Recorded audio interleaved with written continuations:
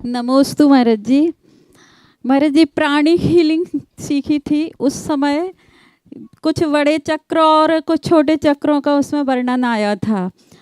और सर्वज्ञान के अंतर्गत भी पृथ्वी तत्व, जल तत्व, अग्नि तत्व, वायु तत्व, आकाश तत्व आदि का वर्णन करते समय वहाँ पर स्थान, कलर, आकार वगैरह सब निश्चित बताए गए हैं। लेकिन आचार्य सुचंद्र स्वामी ने ज्ञानार्णव में चक्रों का कहीं भी कोई वर्णन नहीं किया। और आपने भी भावना योग में और फील टू हील पुस्तक को पढ़ा तो उसमें भी चक्रों का कोई वर्णन नहीं आया।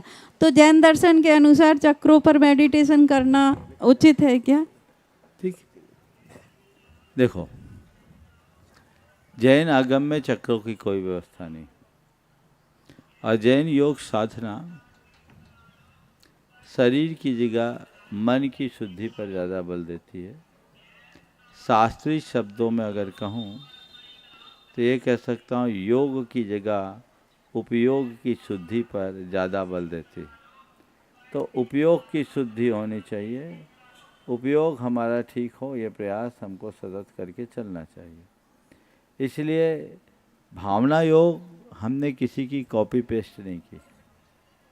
भावना योग विशुद्धतया हमारी जैन साधना पद्धति को आधार बनाकर हमने प्रवर्तित किया, और इसलिए हमने किसी भी अन्य योगों की कोई बात को नहीं लिया। ये खुद एक मौलिक प्रवर्तन है, चक्रों की कोई ज़रूरत ही नहीं, और हमें यह ज़्यादा प्रभावी दिखता है। स्वर साधना का भी जैन शास्त्रों में वर्णन है, ज्ञानार्णव उसका मूल आधार है, पर वहाँ तत्वों की चर्चा तो है, चक्रों की कोई चर्चा नहीं। अन्य जैन साधकों ने भी स्वर साधना पर ग्रंथ लिखे हैं।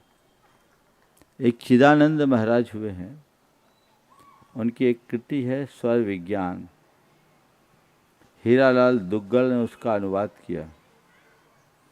आज उस कृति को किसी ने अपने नाम से छाप दिया।